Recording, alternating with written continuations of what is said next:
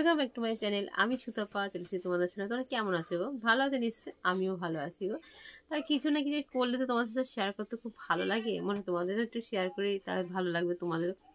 তা চলো, সব কিছু তো রেডি করে ফেলেছি, এবার যাবো রান্নাঘরে কী করা যায় চলো সঙ্গে থাকো। আর দেখতে আর কী রান্না করবো তোমাদের সাথে শেয়ার করবো, ঠিক আছে? তাহলে চলো সঙ্গে থাকো, ঠিক আছে? আজকে নিয়ে নিয়েছি কোয়াশ। দেখো, কে কে কোয়াশ খেতে ভালোবাসো আর তোমরা কীরকম করে রান্না করো অবশ্যই বলবে। তা চলো, আমি আজকে কী করে রান্না করি তোমাদের সাথে শেয়ার করি। তাহলে কোয়াশটা আমি কেটে নিই, ভালো করে কেটে নিয়ে তোমাদের সামনে আসছি। দেখো বন্ধুরা, কোয়াশগুলো তো কেটে নিয়েছি আর এইরকম পিস পিস করেছি, জানো তোমরা কীরকম পিস করো অবশ্যই বলো, ঠিক আছে? এই দেখো, বসিয়ে দিয়েছি কড়াই তো গরম হয়ে গেছে, দিয়ে দেবো সর্ষের তেল। যেহেতু অল্প পরিমাণে, তাই অল্প পরিমাণেই সর্ষের তেল দেবো। দেখো, ফোড়নে আমি আজকে দেব তেজপাতা, শুকনো লঙ্কা আর কালো সর্ষে, দেখতে পাচ্ছ? দেখো ফোড়নটা আমার হয়ে গেছে, এবার দিয়ে দেবো এই কোয়াশগুলো।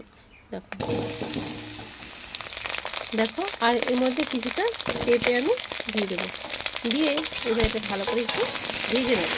দেখো, দিয়ে দেবো কটা চেরা কাঁচা লঙ্কা, দেখতে পাচ্ছ? এবার দিয়ে দেবো পরিমাণ মতন, আন্দাজ মতন লবণ, দিয়ে যেমন করবো সেরকম অনুযায়ী দেবে। লবণটা দিয়ে ভালো করে আমি এটা ভেজে নেব। দেখো, সবজিটাকে একটু ভালো করে ভেজে নেব, দেখছো? দেখো নুন দেওয়াতে না জিনিসটা খুব সুন্দর একটা সফট একটা ভাব হয়ে যায়, দেখতে পাচ্ছ? দেখো দিয়ে দিলাম কিছুটা আদা, বেশি কিছু মশলা লাগবে না। আর দিয়ে দিলাম একটু জিরে গুঁড়ো, তার সাথে দিয়ে দেবো একটু হলুদ, তার সাথে দিয়ে দেবো এই 2 চামচ মতন জল, 2 চামচ। এবার এটাকে ভালো করে কষিয়ে দেবো। দেখো, এটা তো এমনই একটা জিনিস, যেমন পেঁপেই বলো আর কোয়াশই বলো, সবাই খেতে পারে। আর যাদের সুগার আছে তাদের জন্য তো খুবই উপকার। আর এই গরমে কিন্তু এরকম হালকা পাতলা খাবারটা সবার পক্ষেই, শরীরের পক্ষে খুবই ভালো, তাই না? এই দেখো, ভালো করে কষিয়ে নিই। আর আমি কোনো মশলা দেবো না এতে, সিম্পলভাবে এরকম করো। তোমরা কীভাবে করো আমাকে অবশ্যই কমেন্ট করে বলো, ঠিক আছে? আমার মনে হলো তাই এরকমভাবে আমি করছি। পুরো মশলাটাকে পুরো কষিয়ে দেবো, একদম মানে শুকনো হয়ে যায়, বুঝতে পারলে?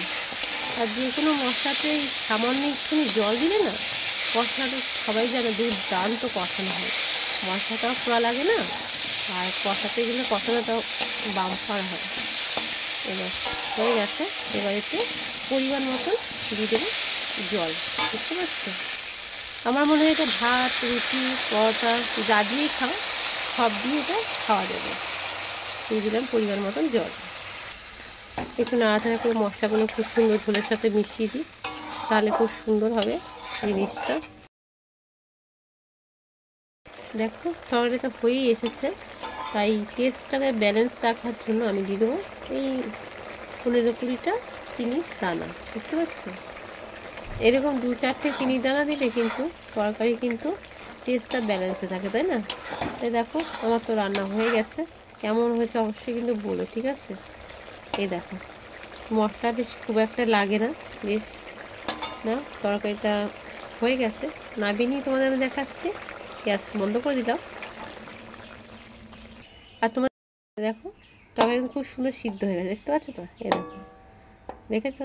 খুব সুন্দর সিদ্ধ হয়ে গেছে। তাহলে চলো নামিয়ে নিয়ে আসছি তোমাদের সামনে। দেখো ধোয়া উঠছে। তাহলে আমার রান্নাটা তোমাদের কেমন লাগলো অবশ্যই তোমরা কমেন্ট করে বলো, আর তোমরা কিভাবে খাও সেটাও কমেন্ট করে বলো।